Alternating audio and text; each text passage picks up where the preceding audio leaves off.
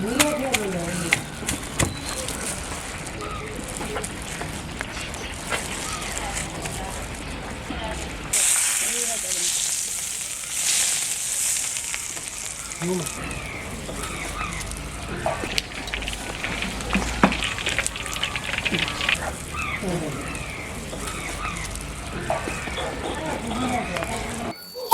တာတော်တော်ကောင်းတယ်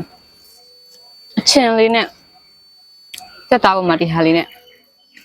လောက်လောက်ကြိုက်လဲဆိုလို့ရှိရင်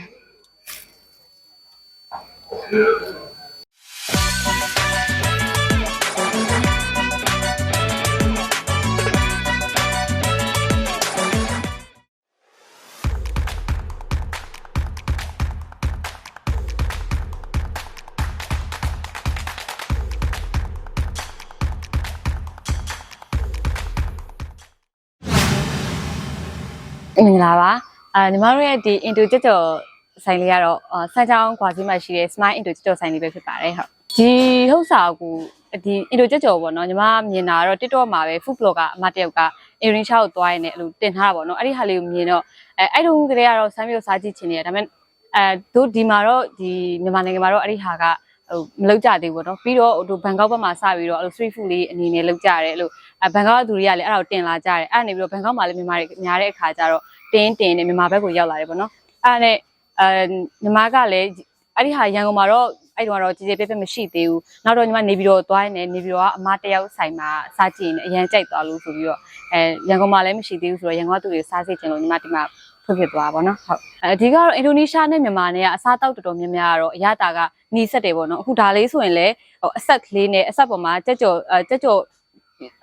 ပေါ်လေးမှာအဆက်လေးဒီလိုလေးဘယ်လိုပြောမလဲတုတ်ပြီးတော့စားရတာဆိုတော့မြန်မာရတာတွေနဲ့မြန်မာတွေကြိုက်တဲ့အဆက်ရတာနဲ့လည်းတော်တော်လေးနီးစက်တယ်ဆိုတော့ပြီးတော့မြန်မာတွေလည်းကြိုက်ကြရပေါ့နော်တကယ်ဆိုလို့ရှိရင်ညီမကအစားတောက်တစ်ခုစားလို့ရှိရင်နည်းနည်းလေးပဲစားတတ်တာပေါ့နော်ဒါပေမဲ့နေပြီးတော့ရောက်သွားတဲ့အချိန်မှာဒီလိုမျိုးပေါ့နော်ပွဲကြီးဒီလိုထမင်းဒီလိုလုံးလိုက်အကြီးနဲ့ဒီကြက်ပေါင်အကြီးတစ်ခုလုံးဟိုဘယ်လိုပြောမလဲစားလိုက်တာတစ်ခုမှမကြံဘူးအယိုးတွေပဲကြံတယ်အကုန်သွားတယ်ပြောချင်တာကကြတော့အရသာအရန်ကောင်းတယ်သူကဆက်ကလေးပေါ့ဆက်လေးဒါပေမဲ့ဆက်တယ်မရက်ချင်ဘူးသူအစားတောက်လုံးဝကုန်းလေးထီကိုစားချင်တာပေါ့နော်အဲ့လိုမျိုးဆိုတော့တော်တော်မိုက်တယ်ငါအစားတောက်နေတဲ့သူတော်မှပေါ့နော်ကြိုက်တယ်အကုန်သွားရဲဆိုတော့လူကြိုက်တော်တော်များများကြိုက်ကြမယ်ပေါ့နော်အဲ့လိုမျိုးလေးစဉ်းစားမိလို့ဟုတ်လုပ်ဖြစ်သွားတာပါအဓိကတော့အရသာပိုင်းပေါ့နော်အရသာကသူကငရုတ်တီးရဲ့ကျက်သွန်ဖြူလေးရဲ့ကိုကြော်တယ်အဲ့မှာ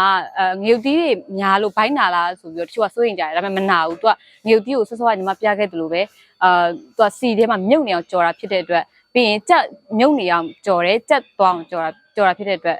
ထောင်းတယ်ပြီးရင်အရသာကိုလည်းဝေအောင်စားလေးချုံမှုလေးနဲ့အရသာလေးနဲ့တခြားလေးဆက်ပြီးတော့လုပ်တယ်ဆိုတော့ဘိုက်နာမှာလည်းပူကြမလို့အရသာလေးကလည်းတော်တော်ကောင်းတယ်ပေါ့နော်ပြီးရင်အဓိကဒီတံမြာတီးလေးပေါ့တံမြာလေးဖြန်းလိုက်ရင်လည်းမစားခဲ့တံမြာလေးဖြန်းပြီးစားရင်လည်းတော်တော်လေးကိုကောင်းပါတယ်ဟုတ်ဆမ်းပြီးတော့စားကြည့်ဖို့လည်းဖိတ်ခေါ်ချင်ပါတယ်ဟုတ်ကဲ့ညီမတွေ့တာတော့ဒီပွဲကြီးကိုပဲသူတို့အဲ့လိုမျိုးပေါ့နော်လောက်ကြတာတွေ့တယ်ဒါပေမဲ့ညီမတော့ဒီမှာဒီစမ်းချောင်းမှာအကုန်လုံးပေါ့နော်ကလေးလူကြီးအကုန်လူမျိုးဘာသာမျိုးစားသုံးနိုင်လို့ဆိုပြီးတော့မီနူကို3မျိုးလေးထုတ်ပေးထားရပါတော့ဟုတ်ပေါင်လုံး9000တန်ရဲ့ရင်မုံ9000တန်ရဲ့ဒီဟာလေးပေါ့နော်ဒါလေးထမင်းနဲ့ဒီလိုထမင်းနဲ့ပွဲကြီးတစ်ပွဲကို13000ဆိုပြီးအဲ့လိုမျိုးလေးလုပ်ပေးထားပါတယ်ဟုတ်ဟိုနေပြီးတော့မှစားကြည့်တဲ့အဲ့ဆိုင်လေးမှာတော့သူတို့ကရှမ်းဆန်လေးကိုသုံးပေးထားတာဟိုရွှေဘိုဆန်နဲ့ပဲဖြစ်ဖြစ်တခြားပေါ့နော်ကိုကြိုက်တဲ့ဆန်နဲ့ကိုအိမ်မှာစားတဲ့ဆန်နဲ့လည်းစားရင်လည်းကောင်းတယ်ဘာနဲ့ပဲစားကောင်းတယ်ပေါ့နော်ဒါပေမဲ့ညီမကတော့ပို့ပြီးတော့အရသာထိထိမိမိလေးဖြစ်အောင်လို့ရှမ်းဆန်လေးကိုတော့သုံးပေးထားတယ်ဟုတ်ပြီးလို့ရှိရင်ဒီမှာကိုကြိုက်တဲ့ပေါ့နော်ဟိုနည်းနည်းဆက်မယ်ဆိုလို့ရှိရင်အဆက်ပြေတဲ့ဒီလိုအရွက်ကလေးတွေဒီလိုမုံလာဥနီလေးတွေဆလတ်ရွက်လေးနဲ့စားလို့ရတယ်ပြီးရင်သခွားသီးပါညာကိုကြိုက်လဲအဲ့လိုတွဲပြီးစားလို့ရတယ်ဟုတ်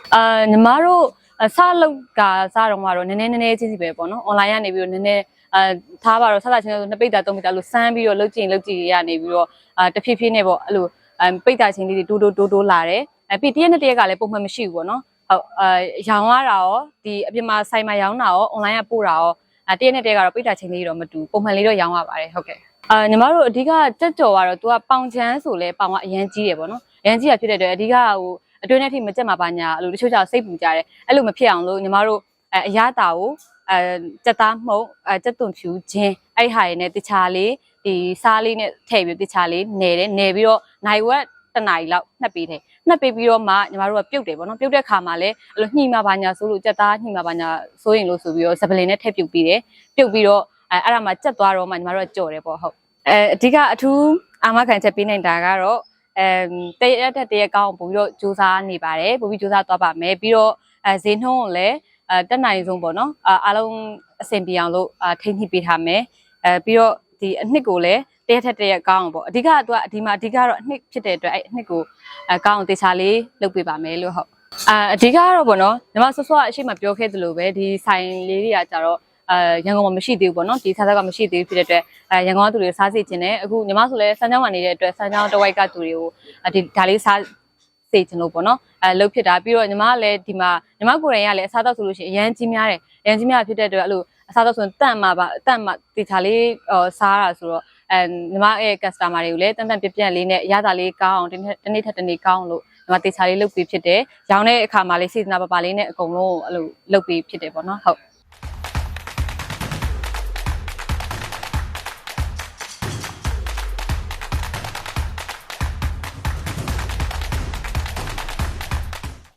Hello အားလုံးပဲမင်္ဂလာပါအခုဒါကတော့ကျမတို့အင်ဒိုကြော်စားပြမှာပဲဖြစ်ပါတယ်နေဒီကဆက်မဲ့ပုံနော်နေဒီကဆက်လေးပေါ့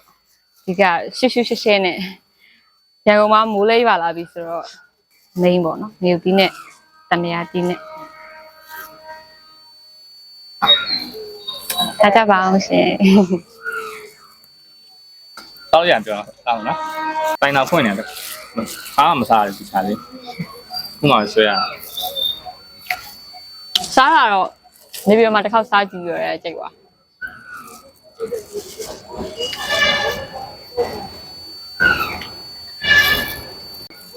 ရတာတော်ကောင်းတယ်အချင်းလေးနဲ့စက်သားပေါ်မှာဒီဟာလေးနဲ့